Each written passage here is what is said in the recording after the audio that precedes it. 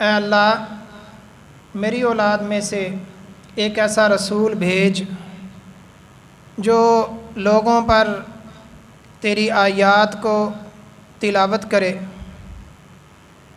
ان کا تزکیہ نفس کرے، انہیں پاک صاف کرے اور انہیں کتاب اور حکمت و دانائی کی تعلیم دے۔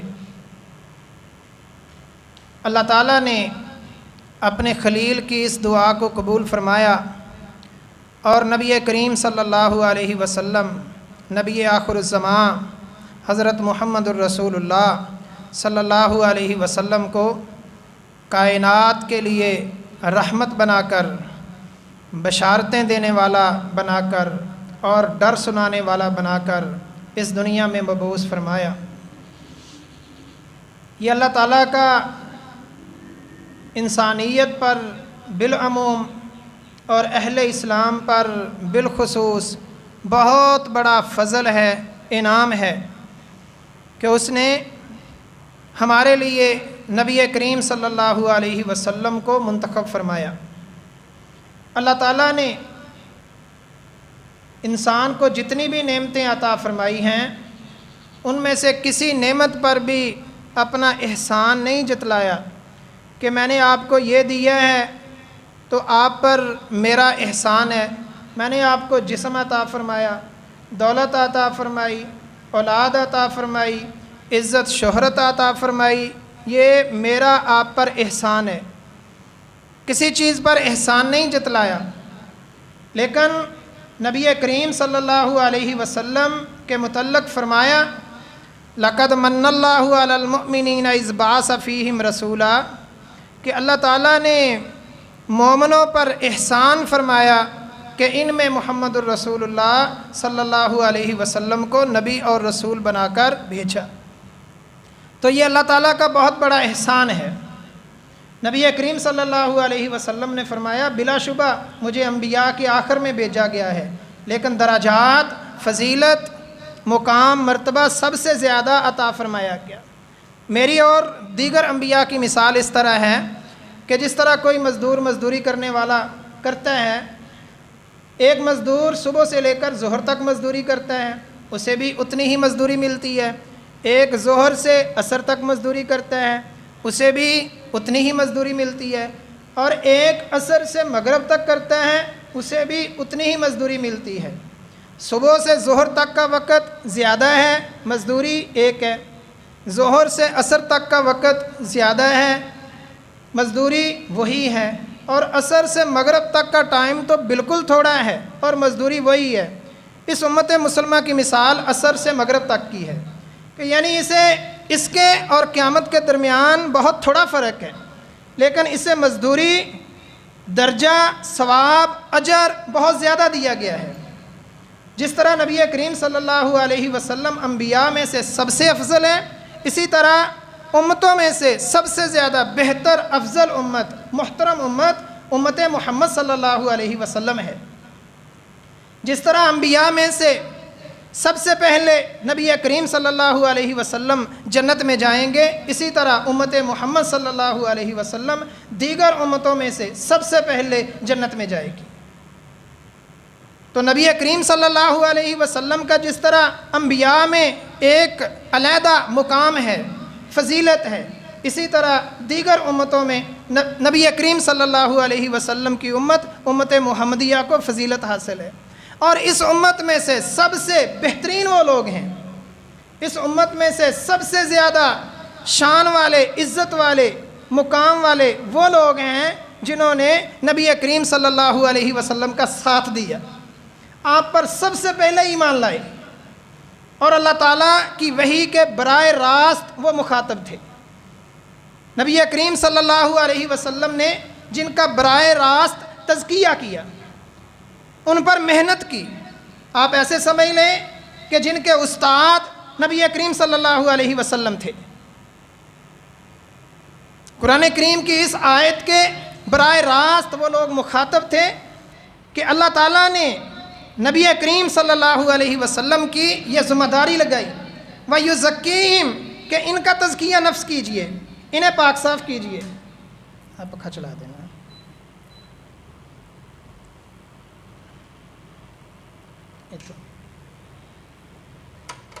بس ٹھیک ہے, لائٹ بھی چلا دی, پرلا بیٹا پرلا, بس ٹھیک ہے, لائٹ. نبی کریم صلی اللہ علیہ وسلم کی ذمہ داریوں میں سے یہ ذمہ داری تھی کہ جو آپ پر ایمان لائیں آپ ان پر محنت کریں, انہیں پاک صاف کریں, انہیں شرک کی نجاستوں سے عقیدہ توحید کی طرف لے کے آئیں, اور رواج رسوم ان سے چھڑوا کر اسلام کی پاکیزہ زندگی ان کی زندگی میں لے کے آئیں. یہ نبی کریم صلی اللہ علیہ وسلم کی محنت تھی. میرے نبی نے پھر نبوت کے پہلے دن سے لے کر آخری دن تک اپنے صحابہ کرام پر محنت فرمائی, اور پھر ایک ایسی جماعت تیار ہوئی. نبی کریم صلی اللہ علیہ وسلم کو جس طرح منتخب کیا گیا کہ پوری انسانیت میں سے سب سے زیادہ اللہ تعالیٰ کو اگر کوئی پسند آیا تو وہ اللہ کا نبی حضرت محمد مصطفیٰ صلی اللہ علیہ وسلم تھے.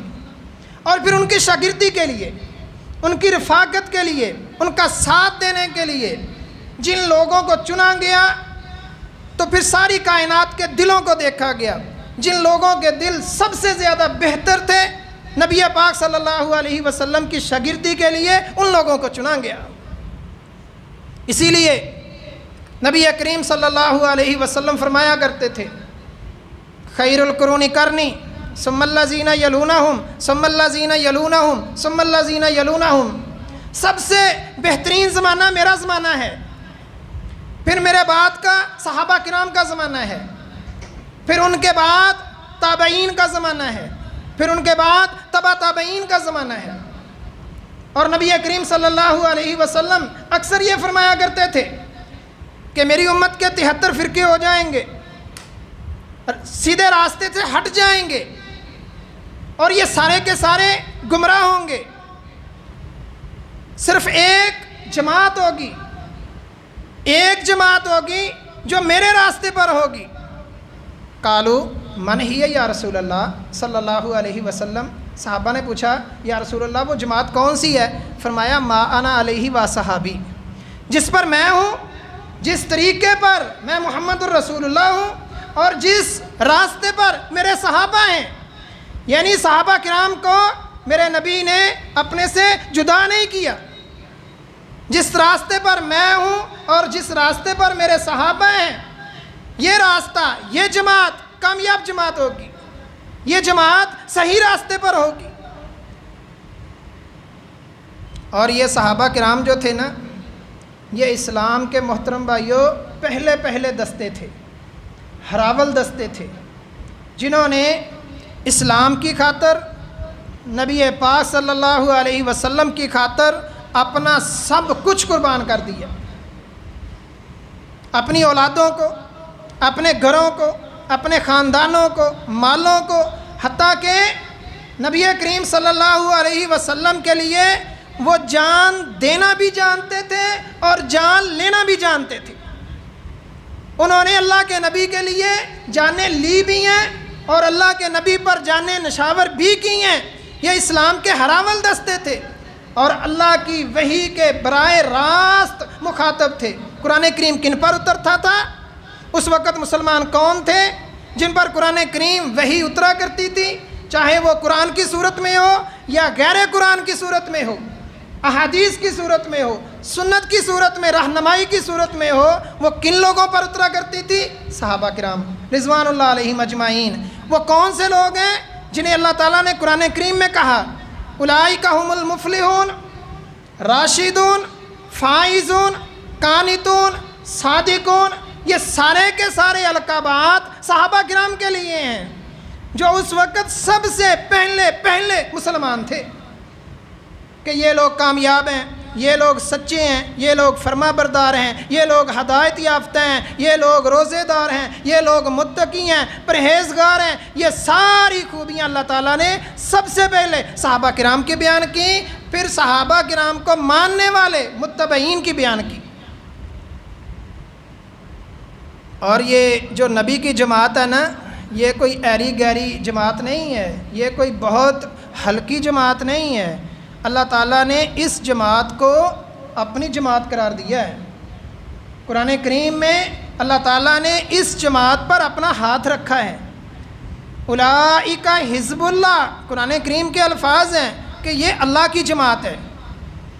صلح حدیبیہ کے موقع پر نبی کریم صلی اللہ علیہ وسلم صحابہ کرام سے بیعت لے رہے ہیں۔ سورۃ الفتح 26 پارے میں اللہ تعالیٰ نے فرمایا اللہ کے نبی بیعت لے رہے ہیں، اور جب اللہ کے نبی بیعت لے رہے تھے اوپر صحابہ کرام کا ہاتھ تھا اللہ کے نبی کے ہاتھ پر، تو اللہ تعالیٰ نے فرمایا ید اللہ فوق ایدیہم، نیچے اللہ کے نبی کا ہاتھ، اوپر صحابہ کرام کا ہاتھ، اور مالک نے فرمایا ید اللہ فوق ایدیہم، اوپر اللہ کا ہاتھ۔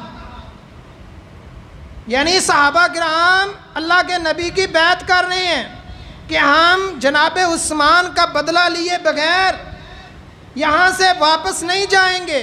اس بات پر معاہدہ ہو رہا ہے، اللہ کے نبی کی بیعت ہو رہی ہے۔ مالک فرما رہے ہیں نیچے اللہ کے نبی کا ہاتھ، اوپر صحابہ کرام کا ہاتھ، اور پھر مالک کائنات کا ہاتھ۔ اس آیت سے ثابت ہوا کہ اللہ تعالیٰ کا ہاتھ ہے، لیکن کیسا ہے ہم نہیں جانتے، ہم اس کی کیفیت نہیں جانتے۔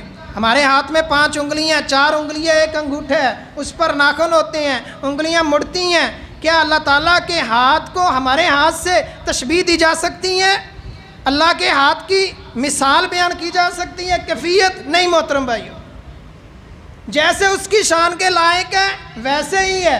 اللہ نے اپنے ہاتھ کو ثابت کیا ہے تو ہم بھی اللہ کے ہاتھ کو ثابت کریں گے۔ انگلیاں ثابت نہیں کی، نہیں کریں گے۔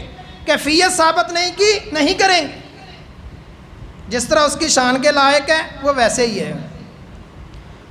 اور صحابہ کرام اللہ کے نبی کے دین کے پہلے پہرے دار تھے۔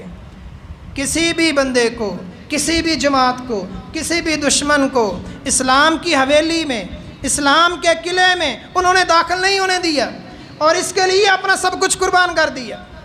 اسلام کے لیے، صاحب اسلام محمد الرسول اللہ صلی اللہ علیہ وسلم کے لیے اپنا سب کچھ قربان کر دیا، لیکن اس پر آنچ نہیں آنے دی۔ وہ سب سے پہلے اسلام کے پہرے دار تھے۔ اور یہ وہ لوگ تھے محترم بھائیو جو اللہ کے نبی صلی اللہ علیہ وسلم کے ساتھ رہتے تھے۔ سفر میں بھی ساتھ ہیں، حضر میں بھی ساتھ ہیں، مسجد میں بھی ساتھ ہیں، رات میں بھی ساتھ ہیں، ہر وقت ساتھ رہتے تھے۔ حتیٰ کہ اللہ کے نبی صلی اللہ علیہ وسلم نے اپنے 2 وزیروں کے متعلق فرمایا کہ میں نے یہ کام کیا، میرے ابو بکر نے بھی کیا، عمر نے بھی کیا، میں اس کام سے رکا، ابو بکر بھی رکا، عمر بھی رکا۔ یعنی اللہ کے نبی نے اپنے سے ان 2 وزیروں کو کبھی جدا نہیں کیا۔ میں نے یہ کام کیا تو ابو بکر و عمر نے بھی یہ کام کیا، میں رکا تو یہ دونوں بھی رکے۔ صحیح بخاری کی حدیث ہے، نبی کریم صلی اللہ علیہ وسلم صحابہ کرام کے درمیان بیٹھے ہوئے تھے۔ آپ نے فرمایا کہ پہلی قوموں میں ایک بندہ بیل پر سوار ہو کر جا رہا تھا تو بیل بول پڑا۔ ایک بیل پر سوار ہو کر بندہ جا رہا تھا، بیل بول پڑا، کہنے لگا کہ میں کھیتی باڑی کے لیے بنایا گیا ہوں، سواری کے لیے نہیں بنایا گیا۔ تو وہ بندہ بڑا حیران ہوا کہ بیل تو بھی بولتا ہے۔ صحابہ کرام بھی بڑے حیران ہیں۔ اللہ کے نبی نے فرمایا جس طرح تم حیران ہو کہ بیل بول پڑا، یا رسول اللہ کبھی بیل بھی بولے ہیں؟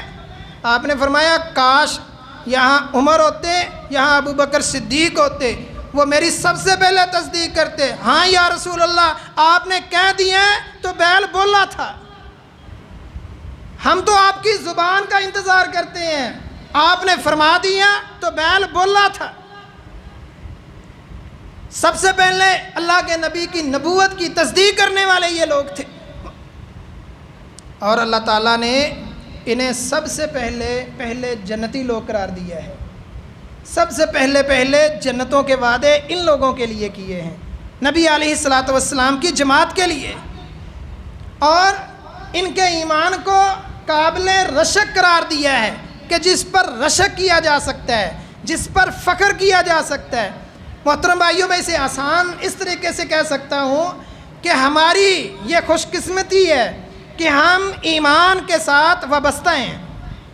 ہماری یہ خوش قسمتی ہے، خوش بختی ہے کہ ہمارے دلوں میں ایمان آ جائے۔ ہم میں سے ہر ایک کی یہ کوشش ہے، ہم میں سے ہر ایک یہ چاہتا ہے کہ ہمارے دلوں میں ایمان آ جائے۔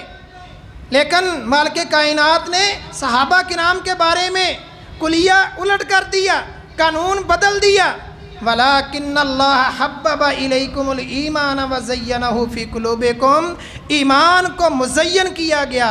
ایمان کو اگر خوبصورتی ملی، ایمان کو اگر خوبصورتی ملی، تزیین ملی، تو وہ صحابہ کرام کے دلوں میں ملی۔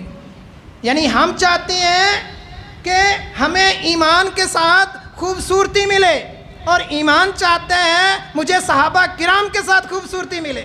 یہ اللہ کے نبی کی جماعت ہے۔ اور محترم بھائیوں، یہ جماعت ایسی ہے اللہ کے نبی کی کہ قرآن کریم کو اگلی نسل تک بحفاظت نقل کرنے والی ہے۔ جس طرح ہماری نسل ہے، ہمیں تو یہ پتہ ہی نہیں ہے، قرآن چھپا ہوا ہے اور ہم اسے بغیر ہاتھ لگائے یہ اگلی نسل تک منتقل ہو رہا ہے۔ ان لوگوں نے قرآن کریم کو جمع کیا، اللہ کے نبی کے فرامین کو جمع کیا، وحی کو جمع کیا، ایک ایک بندے نے اپنے حافظے کے ساتھ، اپنے لکھے ہوئے کے ساتھ میچ کر کے ایک کتاب مرتب کی، اور اس کتاب کو پھر اگلی نسلوں تک منتقل کیا۔ اگر یہ صحابہ کرام تھوڑی دیر کے لیے بھی اسلام کی بنیاد سے ہٹ جائیں، اسلام کی بنیاد سے یہ صحابہ کرام نکل جائیں، تو محترم بھائیو، اسلام کی کوئی بنیاد باقی نہیں بچتی۔ قرآن نہیں بچتا، میرے نبی کی تعلیم نہیں بچتی۔ مجھے آپ بتائیں کہ اللہ کے نبی کی حدیث کو نقل کرنے والا کون ہے؟ اللہ کے نبی تک کوئی بات پہنچتی ہے، کوئی عمل پہنچتا ہے، کوئی قول پہنچتا ہے، تو وہ صحابہ کرام کے بغیر نہیں پہنچ سکتا، کیونکہ اسے نقل کرنے والے صحابہ کرام ہیں۔ اللہ کے نبی کے عمل کو دیکھنے والے صحابہ کرام ہیں، آپ کے اقوال کو سننے والے صحابہ کرام ہیں، وہی نقل کریں گے۔ اسی لیے پوری امت مسلمہ کا اتفاق ہے کہ ہر راوی پر جو بھی حدیث کو روایت کرنے والا ہے اس پر جرح کی جائے گی، اس کے بال کی کھال کو اتارا جائے گا۔ وہ ضعیف بھی ہو سکتا ہے، وہ ثقہ بھی ہو سکتا ہے، وہ ناقابل اعتبار بھی ہو سکتا ہے، قابل اعتبار بھی ہو سکتا ہے، لیکن صحابہ کرام پر جب محدثین آتے ہیں، یہ سلسلہ، یہ چین راویوں کی جب صحابہ کرام رضوان اللہ علیہم اجمعین پر پہنچتی ہے، تو سارے کے سارے محدثین کہتے ہیں صحابہ کلہم عدول، سارے کے سارے صحابہ عادل ہیں، ان پر جرح نہیں کی جا سکتی، کیونکہ یہ اللہ کے نبی کے ساتھی ہیں۔ نبی علیہ الصلوۃ والسلام پر اپنا مال، اپنی جان اور اپنی ہر چیز کو قربان کرنے والے یہ لوگ، اور امت مسلمہ میں تقویٰ کے اعتبار سے، علم کے اعتبار سے، ہر لحاظ سے مسلمانوں کے ہر عمل میں ہر لحاظ سے زیادہ تھے۔ اور محترم بھائیو، یہ وہ لوگ تھے کہ جن کی تلاوت پر، جن کے اعمال پر، نیک اعمال پر فرشتے اترا کرتے تھے۔ سیدنا اسید بن حضیر رضی اللہ تعالیٰ عنہ فرماتے ہیں کہ میری تلاوت پر فرشتے اترے، اور میں نے اللہ کے نبی صلی اللہ علیہ وسلم سے صبح ذکر کیا، آپ نے فرمایا اسید اگر تو اس تلاوت کو جاری رکھتا، اپنے بیٹے یحییٰ کی وجہ سے تلاوت کو چھوڑ نہ دیتا، تو صبح لوگ فرشتوں کا نظارہ کرتے۔ محترم بھائیو، یہ ایسے لوگ تھے، اور ہمیں ان سے کہا گیا ہے کہ اللہ کے نبی کی جماعت سے محبت کریں۔ بہت سارے اس دنیا میں ایسے لوگ موجود ہیں جو اللہ کے نبی کی جماعت سے نفرت کرتے ہیں، نبی علیہ الصلوۃ والسلام کی جماعت میں کیڑے نکالتے ہیں۔ ہم ان لوگوں میں نہیں ہیں، ہم اللہ کے نبی کی جماعت سے محبت کرنے والے لوگ ہیں۔ ہمارا تو ایمان ہی انہی کی وجہ سے ہے، ہمارا تو اسلام ہی انہی کی وجہ سے ہے۔ مالک کائنات نے قرآن کریم میں فرمایا فَإِنْ آمَنُوا بِمِثْلِ مَا آمَنْتُمْ بِهِ فَقَدِ اهْتَدَوْا، اگر تم ان کی طرح ایمان لاؤ گے نا تو تب تمہیں کامیابی ملے گی۔ فَإِنْ آمَنُوا بِمِثْلِ مَا آمَنْتُمْ بِهِ فَقَدِ اهْتَدَوْا، اگر ہدایت چاہتے ہو، اگر تم چاہتے ہو کہ اللہ تم سے راضی ہو جائے تو پھر اس طرح ایمان لانا ہوگا جس طرح اللہ کے نبی صلی اللہ علیہ وسلم کے صحابہ ایمان لائے تھے۔ اور محترم بھائیوں، یہ ایسے لوگ تھے جن پر براہ راست اللہ کا سلام آتا تھا۔ بہت سارے ایسے صحابہ کرام ہیں، ابی ابن کعب ہیں، حضرت عبداللہ ابن مسعود ہیں، جناب خدیجہ رضی اللہ تعالیٰ عنہ ہیں، جناب ابو بکر صدیق اکبر رضی اللہ تعالیٰ عنہ ہیں کہ ان پر اللہ تعالیٰ کا سلام آتا تھا۔ ابو بکر صدیق نے جب اپنے گھر کا سارا مال خرچ کر دیا تو اللہ تعالیٰ کی طرف سے جبریل امین یہ پیغام لے کے آئے، نبی کریم صلی اللہ علیہ وسلم سے فرمایا گیا، حبیب ان سے پوچھئے کہ انہوں نے اپنا سارا کا سارا مال اللہ کے راستے میں خرچ کر دیا ہے، کیا یہ اللہ پر راضی بھی ہیں؟ ابی ابن کعب، ابی تلاوت کرو، قرآن کریم کی تلاوت کرو، میں تمہاری تلاوت کو سننا چاہتا ہوں۔ یا رسول اللہ، قرآن آپ پر اترا ہے، پڑھوں میں؟ فرمایا ہاں، اللہ نے تجھ پر سلام پڑھا ہے اور ساتھ حکم دیا ہے کہ ابی ابن کعب کی تلاوت کو سنو۔ یہ تھے دین کی بنیاد، اور پوری امت مسلمہ کا فیصلہ ہے کہ یہ اصل میں دین کی بنیاد ہیں۔ اس بنیاد کو کبھی بھی ہلایا نہیں جائے گا، اسی بنیاد پر دین کو آگے چلایا جائے گا۔ جو دنیا کی چیزیں ہیں جیسے جیسے بعد میں آتی ہیں وہ ترقی یافتہ ہوتی ہیں۔ آج سے 10 سال پہلے جدیدیت، جدت کچھ اور تھی، اور 10 سال بعد کچھ اور ہوگی، ٹیکنالوجی کچھ اور ہوگی، بہتر ہوگی، لیکن اسلام جتنا پیچھے چلتے جائیں اتنا زیادہ بہتر ہوگا۔ آنے والے دور میں بدعات بڑھتی چلی جاتی ہیں، جتنا آپ پیچھے چلتے جائیں گے آپ کو اسلام اتنا ہی خالص نظر آئے گا۔ یہ صحابہ کرام محترم بھائیو رضوان اللہ علیہم اجمعین تھے کہ نبی علیہ الصلوۃ والسلام کے دائیں بائیں آگے پیچھے چلنے والے لوگ تھے، اور یہ قطعاً گوارا نہیں کرتے تھے کہ ہم فارغ بیٹھے رہیں، ہمیں تو کچھ بھی نہ ہو اور نبی کریم صلی اللہ علیہ وسلم مشقت میں پڑ جائیں۔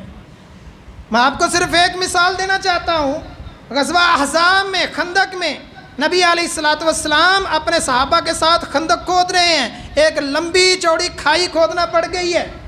دشمن سے بچاؤ کے لیے یہ ایک بہترین راستہ ہے کہ اگر تعداد تھوڑی ہے تو اپنے اور ان کے درمیان ایک بڑی خندق کھود دیں تاکہ وہ آپ تک نہ پہنچ سکیں۔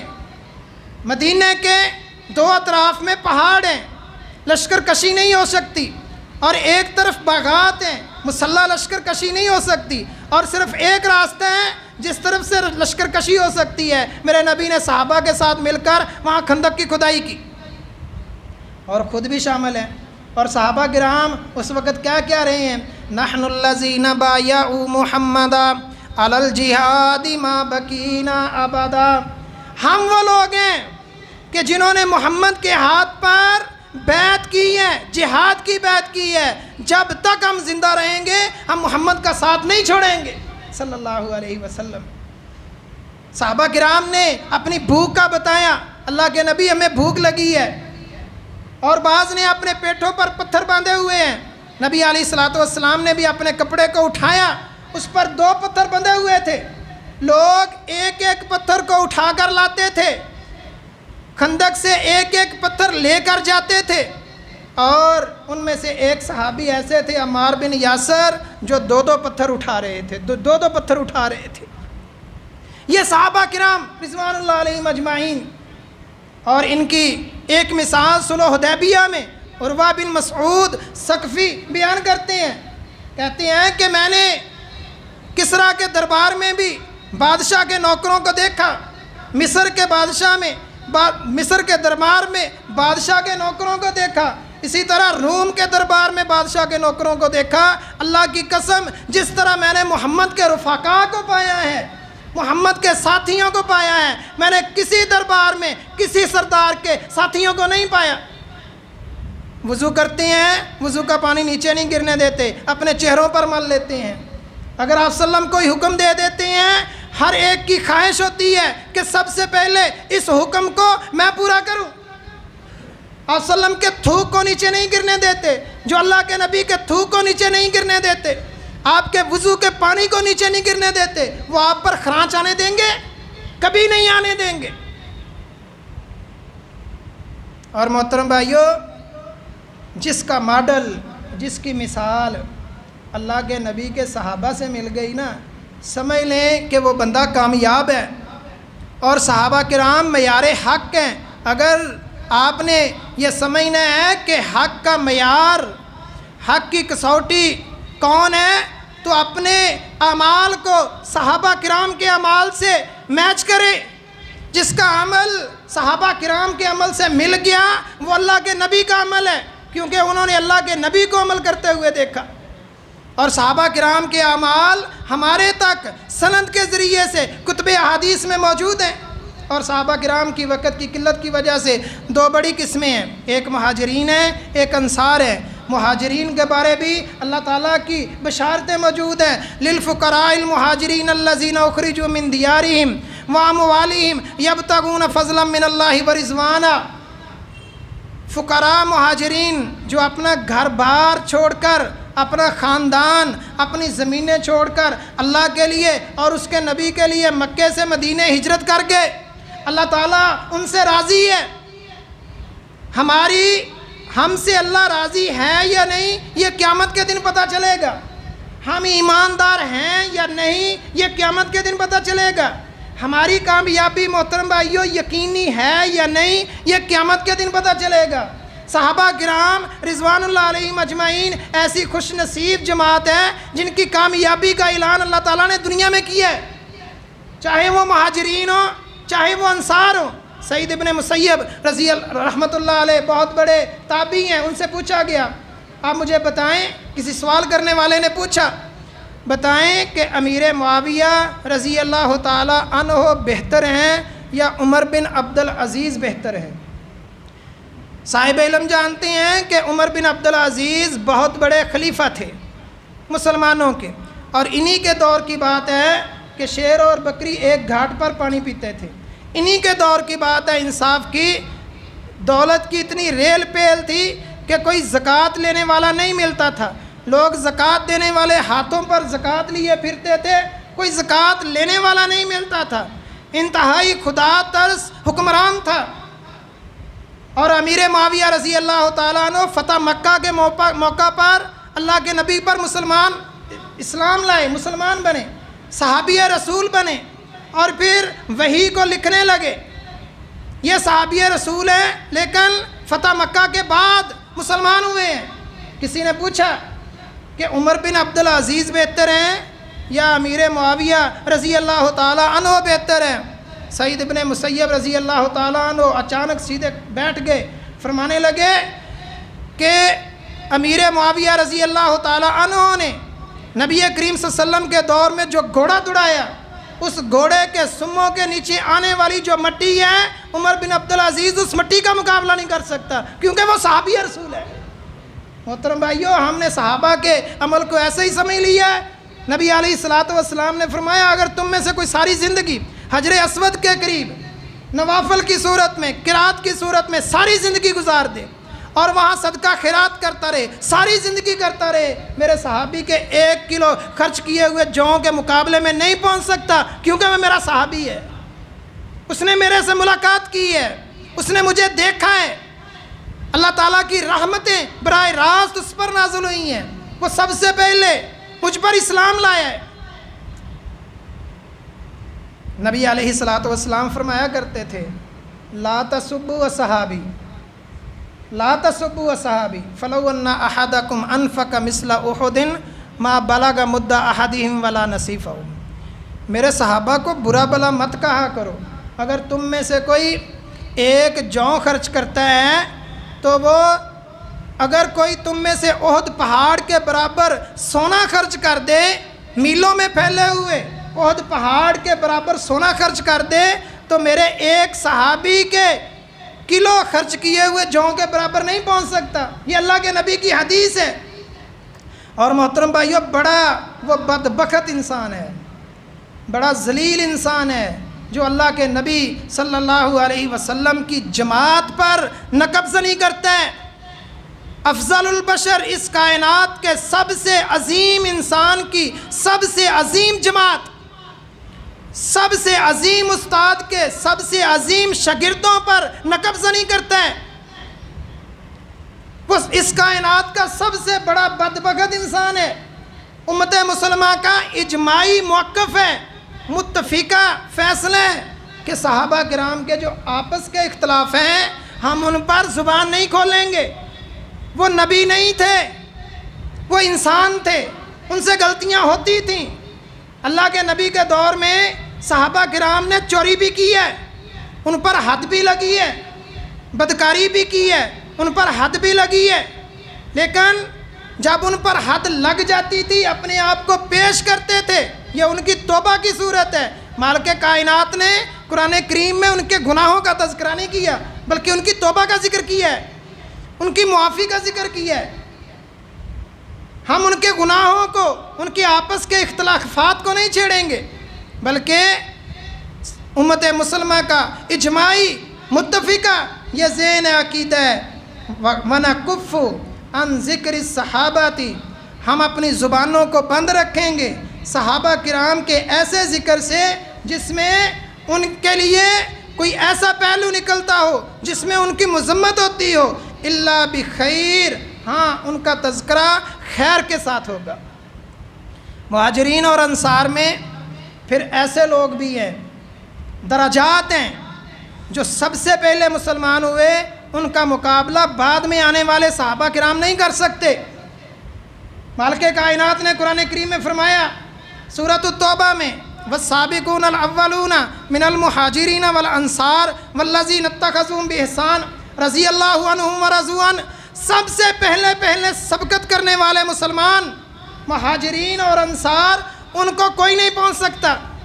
ابو بکر صدیق ہیں، عمر فاروق ہیں، عثمان غنی ہیں، علی المرتضیٰ ہیں، خدیجہ الکبریٰ اور ان کی ساری اولاد ہیں، بلکہ حضرت ابو بکر صدیق اور خود ان کی ساری اولاد، ان کی بیوی اور ابو بکر صدیق رضی اللہ تعالیٰ عنہ امت مسلمہ میں سے صرف ایک واحد شخص ہیں کہ جن کے سارے خاندان کے لوگ صحابہ ہیں۔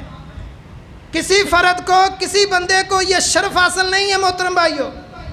حضرت آج لوگ یہ کہتے ہیں کہ ابو طالب نے جو ہے وہ دل میں اسلام قبول کر لیا تھا۔ اسلام دل کے اسلام کا قائل نہیں ہے۔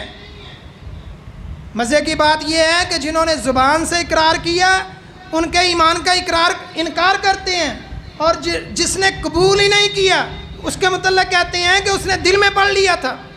حضرت علی رضی اللہ تعالیٰ عنہ زور لگاتے رہے، نبی علیہ الصلوۃ والسلام زور لگاتے رہے، انہوں نے کلمہ نہیں پڑھا۔ ان کے بڑے بیٹے طالب نے کلمہ نہیں پڑھا، ان کے بیٹے عقیل نے کلمہ نہیں پڑھا، ہاں ان کے 2 بیٹوں نے کلمہ پڑھا، ان کی بیٹی ام ہانی نے کلمہ پڑھا، حضرت علی نے کلمہ پڑھا، ان کے بھائی جعفر طیار نے کلمہ پڑھا۔ وہ مسلمانوں کے سردار ہیں، صحابہ ہیں۔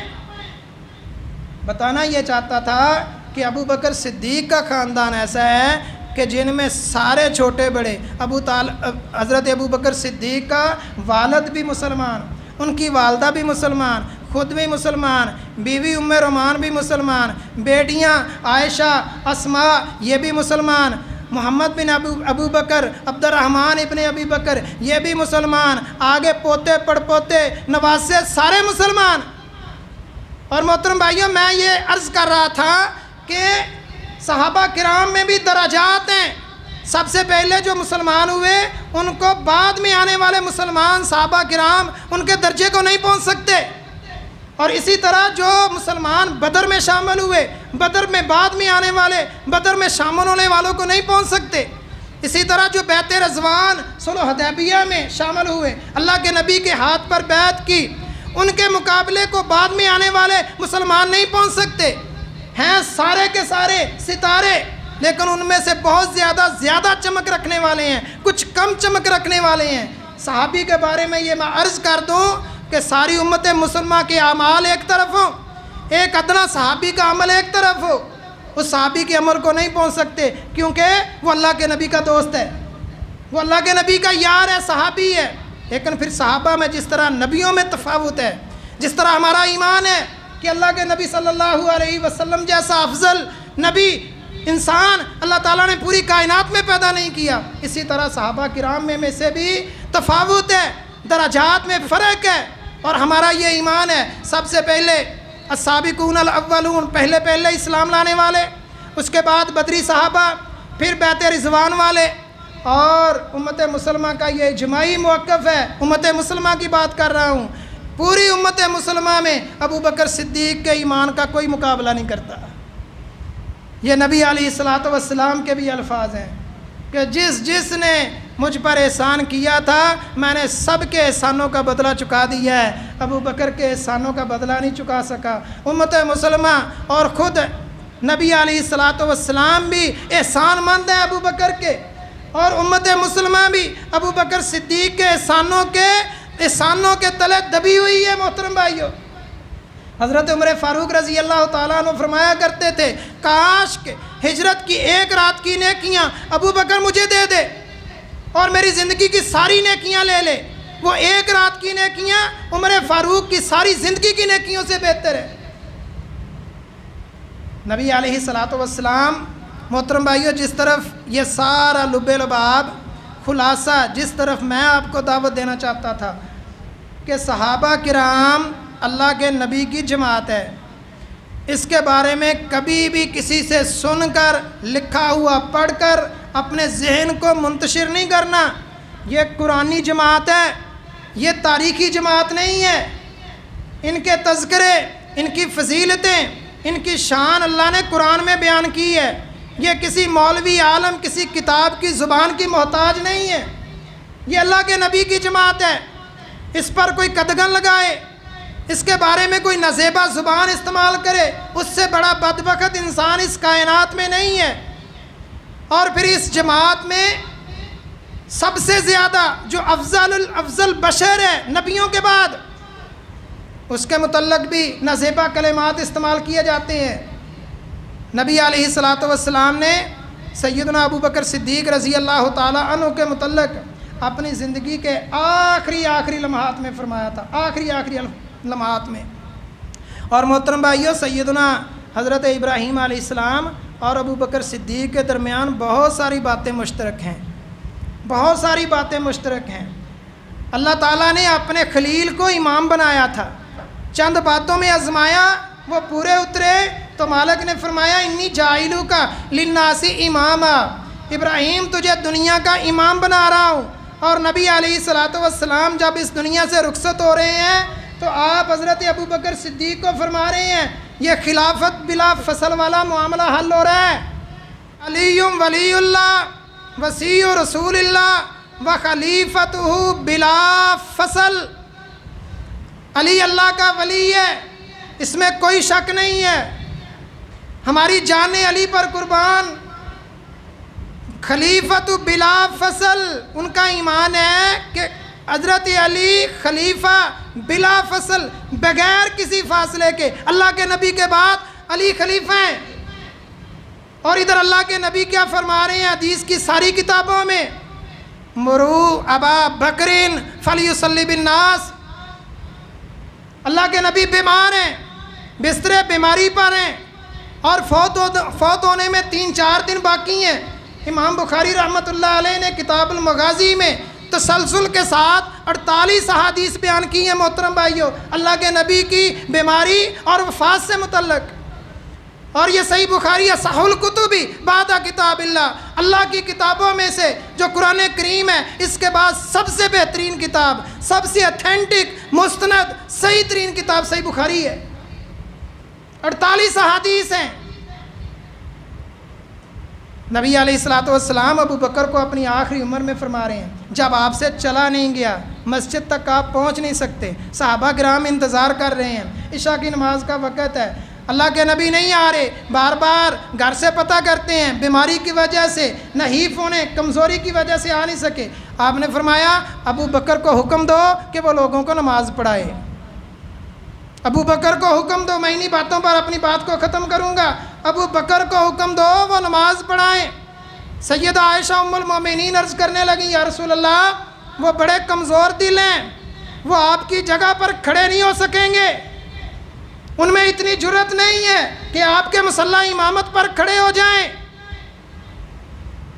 آپ نے فرمایا غصے کا اظہار کیا، تم تو یوسف والیاں ہو، تم تو یوسف والیاں ہو جنہوں نے یوسف کو بھٹکانے کی کوشش کی تھی۔ میں محمد صلی اللہ علیہ وسلم اللہ کا نبی حکم دیتا ہوں، مرو ابا بکر فلیصلی الناس، ابو بکر کے علاوہ میرے مصلی پر کوئی نہیں کھڑا ہو سکتا۔ اور ہمارا یہ ایمان ہے محترم بھائیو کہ اللہ کا نبی اپنی مرضی سے کچھ نہیں بولتا، اللہ کی مرضی سے، اللہ کے حکم سے، اللہ کی وحی کی روشنی میں بولتا ہے۔ اور یہ بھی قرآن کریم دلیل ہے، وَمَا يَنْطِقُ عَنِ الْهَوَىٰ إِنْ هُوَ إِلَّا وَحْيٌ يُوحَىٰ۔ اللہ کے نبی کبھی اپنی مرضی سے نہیں بولتے بلکہ اللہ کی مرضی سے، حکم سے بولتے ہیں۔